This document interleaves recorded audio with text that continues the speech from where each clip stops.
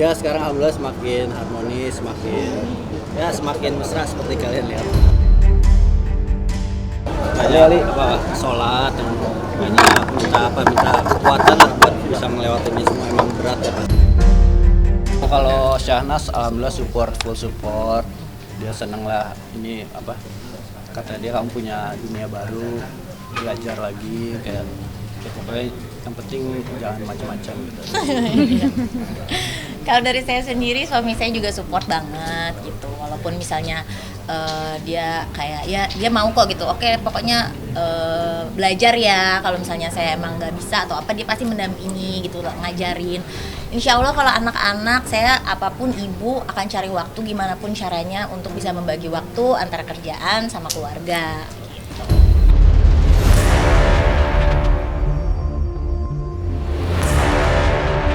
Hubungan rumah tangga JJ dan Syahnas masih menjadi sorotan. Keputusan JJ memaafkan Syahnas demi keutuhan rumah tangganya mendapat sorotan banyak orang. Terlebih hubungan JJ dan Syahnas kini kian mesra. Siapa sangka di balik diamnya JJ, hatinya merasa hancur saat mengetahui isu perselingkuhan yang dilakukan istrinya. Meski begitu, JJ tetap menyayangi Syahnas. Lepas dari permasalahan rumah tangganya, baru-baru ini JJ memutuskan akan terjun ke dunia politik untuk memenangkan satu kursi anggota legislatif di Senayan. Lantas, benarkah hubungan JJ dan Syahnas kian mesra? Jika benar, cara apa yang dilakukan JJ untuk bisa memaafkan Syahnas yang berselingkuh tidak hanya sekali, melainkan 3 kali? Saksikan selengkapnya hanya di Cumi Camp In-Depth berikut ini. Hai Cumi Lovers, bersama Cumi Camp In-Depth kami sajikan kabar lengkap, mendalam, dan akurat dari narasumber terpercaya. Dan jangan lupa untuk like, subscribe, dan juga share channel YouTube ini.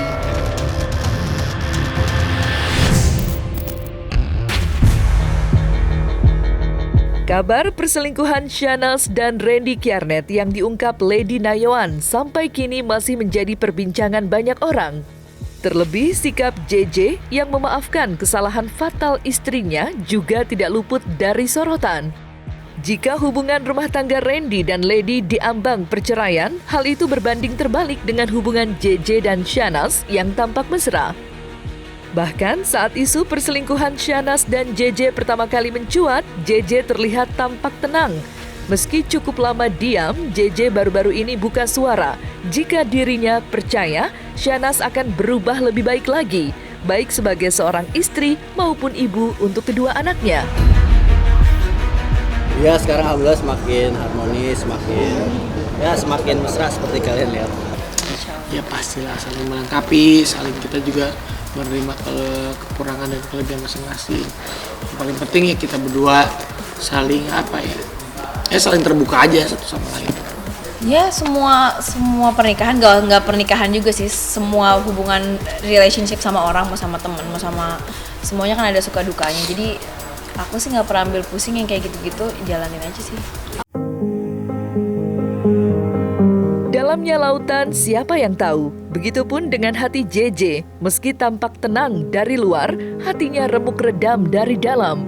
Hatinya begitu keruh saat mengetahui istri tercintanya berselingkuh. Bagaimana tidak hancur, tidak sekali melainkan 3 kali JJ diselingkuhi Syahnas. Meski begitu, JJ memaafkan dan tidak akan menaruh dendam. Satu keputusan yang tidak mudah bagi JJ. Karena keputusannya itu pula yang dianggap bijak, Raffi Ahmad tak segan berterima kasih pada adik iparnya itu. Lantas, cara apa yang dilakukan JJ hingga bisa memaafkan segenap kesalahan Syahnas? Kuncinya sih kemarin aku banyak sholat dan banyak minta kekuatan lah buat bisa melewati ini semua, emang berat ya pasti. Ya kalau dari aku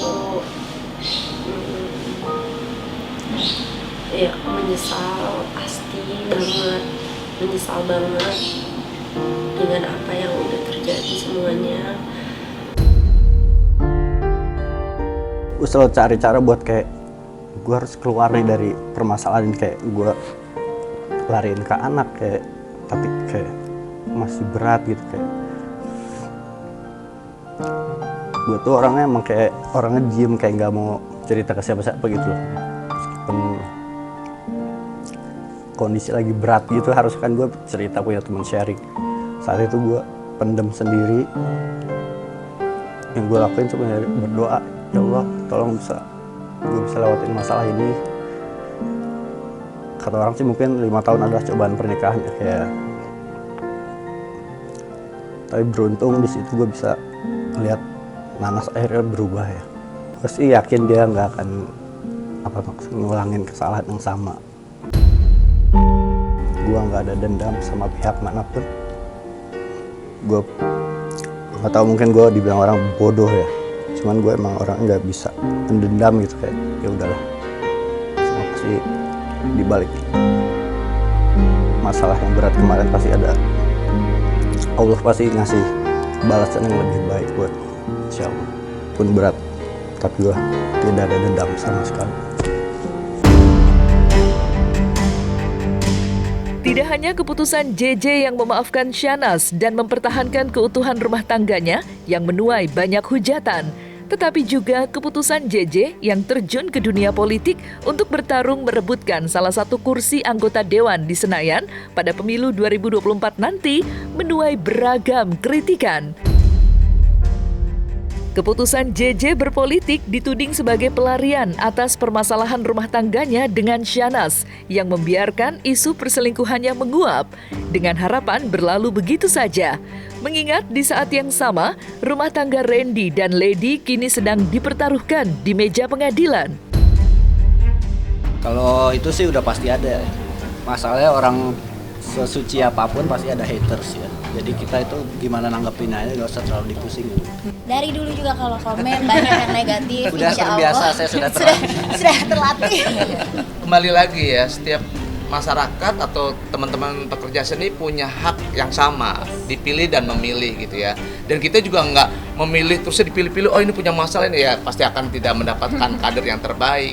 Dan apalagi kita udah punya ikatan batin dengan JJ dengan Nisa yang buat saya pertemanan udah panjang banget gitu ya. Ada masalah nggak ada masalah ya kita support ya, apalagi sekarang ya saatnya kita bantu teman-teman untuk menjadi lebih baik lagi, itu lebih bagus. Bismillah aja, semoga semuanya dilancarkan, bisa amanah, bisa bisa bermanfaat buat semua orang. Karena saya musisi ya, jadi pengen ngebantu para musisi mendapatkan haknya, mereka bisa menikmati hasil dari karya-karya yang mereka buat ya.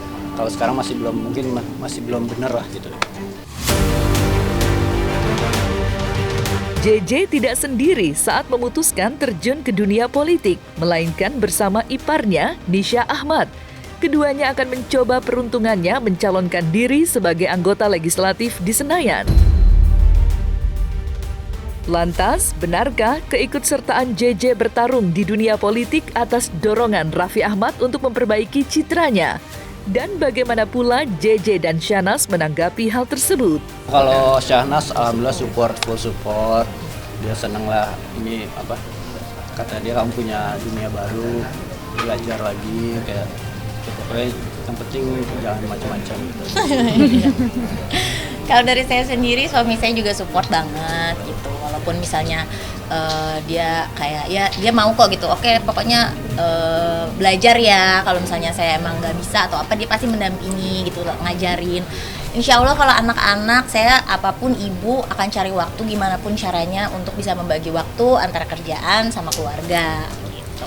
Bukan memaksakan, memang maksudnya Raffi kan memang yang ngajak juga mengenalkan gitu. Tapi semua keputusan itu dari saya pribadi gitu. Raffi nggak akan pernah memaksakan gimana. Kalau saya maksudnya mengambil langkah ini juga pasti banyak yang saya pertimbangkan, saya pikir gitu kan. Oh bisa apa enggak? Tapi insya Allah lah gitu, niatnya kan baik. Maksudnya saya juga di sini ingin mencoba sesuatu yang baru, belajar yang baru gitu, dan ingin bermanfaat lah buat orang banyak. Terlepas dari keputusan JJ yang akan mengikuti pencalonan dirinya pada pemilu 2024 nanti, ada satu hal menarik yang sampai dengan hari ini masih menjadi perbincangan hangat banyak orang. Yakni saat ia tampil podcast bersama dengan Raffi Ahmad. Mengingat dalam podcast tersebut, JJ memaafkan semua kesalahan istrinya dan tidak akan menaruh dendam apapun. Sontak saja pernyataan JJ menuai beragam komentar dari banyak kalangan. Banyak yang memberi pujian pada JJ, meski tidak sedikit pula yang menghujatnya. Lantas, seperti apa pandangan psikolog memahami pernyataan JJ yang memaafkan Shahnaz baru-baru ini? Curhat itu adalah, kalau di bahasa psikologi, adalah kemampuan dia untuk mengeluarkan unek-uneknya ya. Jadi kayak rumah kalau ada cerobong asapnya itu kemudian keluar sedikit-sedikit. Tapi kalau dia tidak punya tempat untuk mengeluarkan isi hatinya, masalah-masalahnya, itu kemudian dia akan di dalam dirinya sendiri.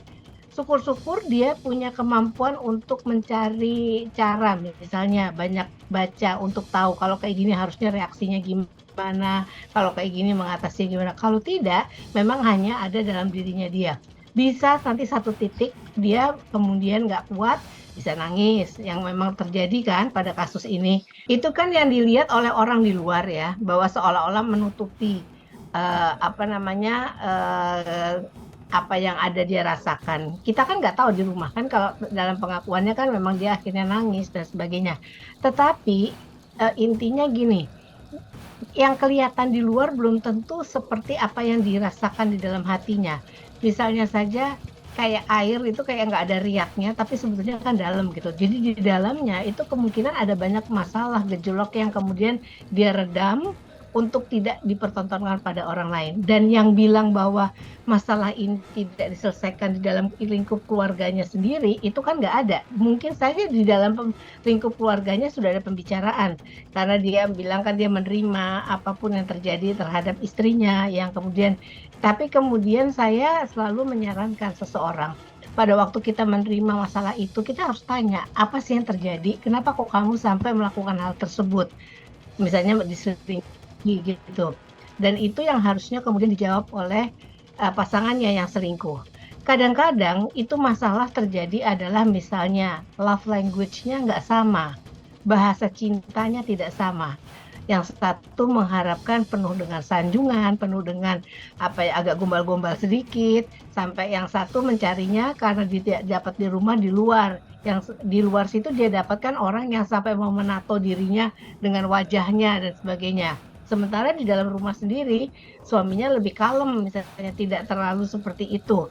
Jadi apa yang menjadi kendala sampai dia harus mencari di luar, itu harus dibicarakan. Menurut saya caranya membicarakannya itu kan juga cukup kemudian seperti melindungi istrinya, gitu.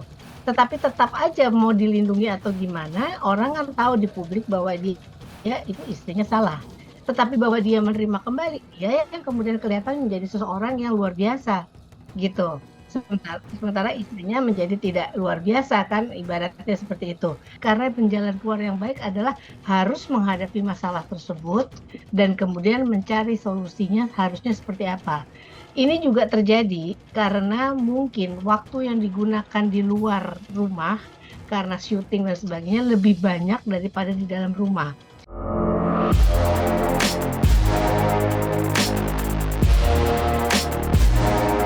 Nah, selesai sudah Cumi Lovers bersama Cumi Camp In-Depth, kabar lengkap, mendalam, dan akurat dari narasumber terpercaya. Dan jangan lupa untuk like, subscribe, dan juga share channel YouTube Cumi Cumi.